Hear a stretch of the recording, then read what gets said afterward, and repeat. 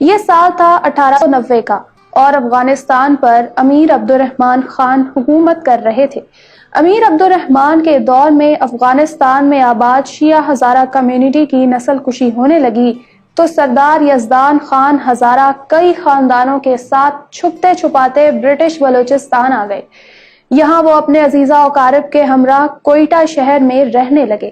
آج سے 113 سال قبل 20 اکتوبر 1908 کے روز کوئٹہ میں یزدان خان ہزارہ کے گھر میں پہلے بیٹے نے آنکھ کھولی۔ بچے کا نام محمد موسیٰ رکھا گیا۔ موسیٰ خان نے میٹرک تک کی تعلیم سینٹ ڈیمن ہائی اسکول میں حاصل کی۔ 1926 میں اپنے والد کی خواہش پر وہ ہزارہ پائنیئرز میں بھرتی ہو گئے، جہاں ان کی ماہانہ تنخواہ 18 روپے تھی۔ نوجوان موسیٰ خان ان دنوں میں ذوب بلوچستان کی تپتی گرمی میں جسمانی مشقت کیا کرتے۔ وہ خود بتایا کرتے تھے کہ میں بیلچہ اور کدال سے پہاڑوں پر محنت کیا کرتا تھا تو میرے ہاتھوں پر چھالے بن جایا کرتے اور کبھی کام اتنا سخت جان ہوتا تھا کہ میرے ہاتھوں سے لہو بہنے لگتا، لیکن میں نے ہمت نہیں ہاری۔ انہیں سال 1935 میں ڈیرہ دون کی انڈین ملٹری اکیڈمی سے فوجی ٹریننگ لینے کے بعد برٹش انڈین آرمی میں کمیشن ملا۔ 1936 سے 38 کے دوران وزیرستان میں فوجی آپریشن ہوا تو موسیٰ خان نے اس میں حصہ لیا، جبکہ دوسری جنگ عظیم کے وقت انہوں نے برما کے علاوہ شمالی افریقہ کے محاذ پر ڈیوٹی دی۔ محمد موسیٰ خان کی بے مثال عسکری خدمات کو سراہتے ہوئے تاج برطانیہ نے انہیں order of the British umpire سے نوازا۔ بطور جوان فوج میں بھرتی ہونے والا محمد موسیٰ خان لیفٹیننٹ سے کیپٹن بن گیا۔ 1942 میں انہیں میجر کے عہدے پر ترقی ملی۔ آزادی کے وقت وہ لیفٹیننٹ کرنل کے رینک تک پہنچ چکے تھے۔ قیام پاکستان کے بعد انہوں نے افواج پاکستان کو جوائن کر لیا۔ 1951 میں میجر جنرل محمد موسیٰ خان کی پوسٹنگ مشرقی پاکستان ہوئی۔ اپنے فوجی کیریئر کے دوران وہ امپیریل ڈیفنس کالج لندن سمیت دنیا کی کئی جامعات سے وار اسٹریٹجیز کی تربیت لیتے رہے۔ ارلی 50s میں جب چودھری محمد علی پاکستان کے وزیر خزانہ تھے، اس دوران محمد موسیٰ خان کراچی میں CGS تعینات ہوئے تو چودھری صاحب نے ان سے درخواست کی کہ آپ کو جو سرکاری بنگلہ الاٹ ہوا ہے میں اس میں شفٹ ہو جاتا ہوں اور میرے والے بنگلے میں آپ رہنے لگیں۔ ایسا بتایا جاتا ہے کہ چودھری محمد علی کے بنگلے میں جنات اور بھوت پریت کا سایہ تھا اور رات کو غیر مرئی مخلوق صحن میں چلتی دکھائی دیتی اور چیخوں کی آوازیں بھی سنائی دیا کرتی تھی۔ میجر جنرل موسیٰ خان نے چودھری محمد علی کی بات تو مان لی، لیکن اس آسیب زدہ بنگلے میں شفٹ ہونا ان کے لیے بڑا مشکل تھا۔ کہا جاتا ہے کہ انہوں نے اپنے کسی بزرگ کو بلوا کر 3 دن تک دم درود اور چلہ کروایا اور جب جنات بھاگ گئے تو وہ اس گھر میں شفٹ ہو گئے۔ 1958 میں کیپٹل سٹی کراچی میں حکومت کے خلاف احتجاجی جلوس کو روکنے کے لیے سول حکومت نے فوج کو مدد کے لیے طلب کیا۔ تب جنرل موسیٰ جنرل آفیسر کمانڈنگ کراچی ہوا کرتے تھے۔ اس موقع پر ایک اخباری نمائندے نے ان سے پوچھا کہ کیا آپ ان حالات پر قابو پانے اور امن و امان کے قیام کے لیے احتجاج کرنے والوں پر گولیاں چلائیں گے؟ تو جنرل موسیٰ نے جواب دیا، ہم اپنے بھائیوں کو ہلاک نہیں کر سکتے۔ 1958 میں فیلڈ مارشل محمد ایوب خان نے مارشل لاء نافذ کر دیا اور وہ خود صدر پاکستان بن بیٹھے۔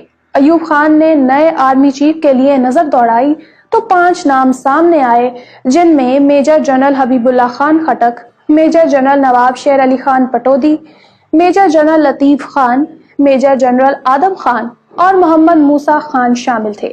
چونکہ ایوب خان فوج پر اپنی گرفت مضبوط رکھنا چاہتے تھے، یہی وجہ تھی کہ اکتوبر 1958 میں انہوں نے سینئر افسران پر موسیٰ خان کو ترجیح دیتے ہوئے میجر جنرل کے رینک پر ترقی دے کر کمانڈر ان چیف بنا دیا۔ پاکستان کے چوتھے آرمی چیف جنرل محمد موسیٰ خان اگلے 6 برس تک افواج پاکستان کی کمان سنبھالتے رہے اور جون 1966 میں ریٹائر ہوئے۔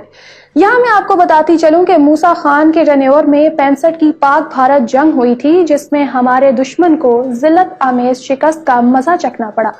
65 کی جنگ کے بارے میں آپ نے سنا ہوگا کہ بھارتی افسران نے یہ دعویٰ کیا تھا کہ ہم ناشتہ لاہور کے جم خانہ میں کریں گے، لیکن قدرت کو کچھ اور ہی منظور تھا۔ हमारे जवानों का अपने से 5 गुना ज्यादा बड़ी फौज से मुकाबला था। चविंडा के मुकाम पर जबरदस्त लड़ाई हुई, जिसमें भारत की तरफ से 1.5 लाख आर्मी और 225 टैंक थे, जबकि इस मुकाबले में हमारे फौजी जवान और टैंक बहुत कम थे। जनरल मूसा ने अपने एक इंटरव्यू में बताया था कि वो कयामत के बारे में कुछ नहीं कह सकते, लेकिन उस दिन चविंडा का महाज एक कयामत का मंजर पेश कर रहा था।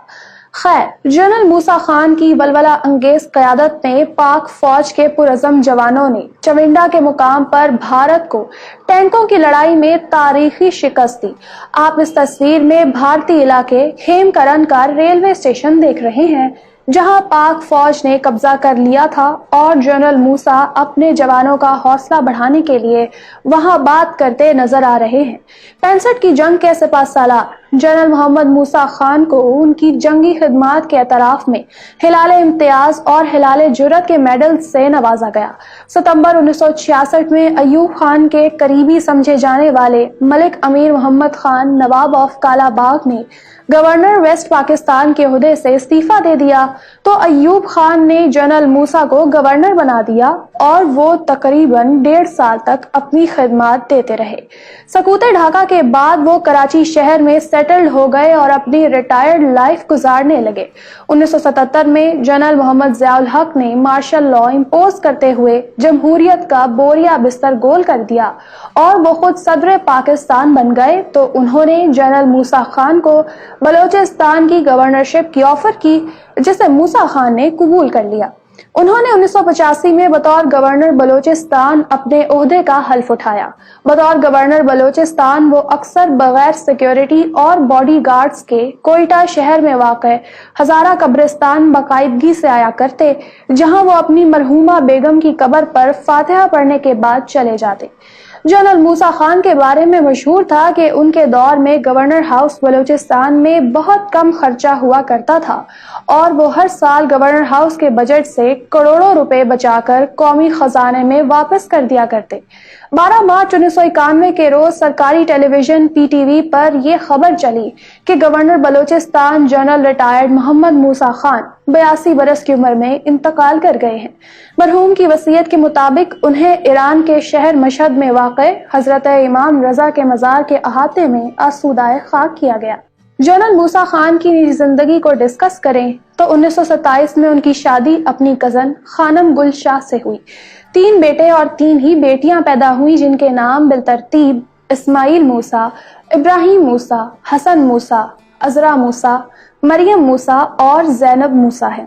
याद रहे कि उनकी साहबजादी अजरा मूसा की शादी एयर मार्शल रिटायर्ड शरबत अली चंगेजी से हुई। कोयटा की हजारा शिया बरादरी से ताल्लुक रखने वाले जनरल मोहम्मद मूसा खान ने 1965 की पाक भारत जंग के हालात वाकयात को कलमबंद करते हुए माय वर्जन के नाम से किताब तहरीर की, जबकि उन्होंने अपनी खुद नविश्त जवान टू जनरल के नाम से लिखी।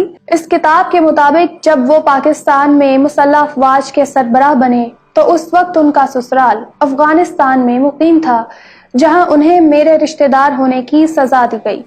1961 में अफगान हुकूमत ने मेरे ससुर और बरादर निस्बती को बगैर किसी जुर्म के उठवाकर जेल में कैद कर दिया। उन पर इतना तशद्दुद हुआ कि मेरे ससुर जेल ही में मर गए। चंद साल बाद मेरे ब्रादर निस्बती को रिहाई मिली, जो अफगानिस्तान में इंतहाई कसमापुरसी की जिंदगी गुजारता रहा और फिर मजबूर होकर पाकिस्तान आ निकला। 1975 में मेरा दामाद एयर मार्शल रिटायर्ड शरबत अली चंगेजी काबुल के पाकिस्तानी सिफारत खाने में तैनात हुआ। मेरी अहलिया अपनी बेटी के साथ अफगानिस्तान गई और उसने अपने बाप की कब्र ढूंढने की बड़ी कोशिश की, लेकिन नाकाम रही। आज तक मेरी बीवी को पता नहीं कि उसके वालिद यानी मेरे ससुर कहाँ दफन हैं।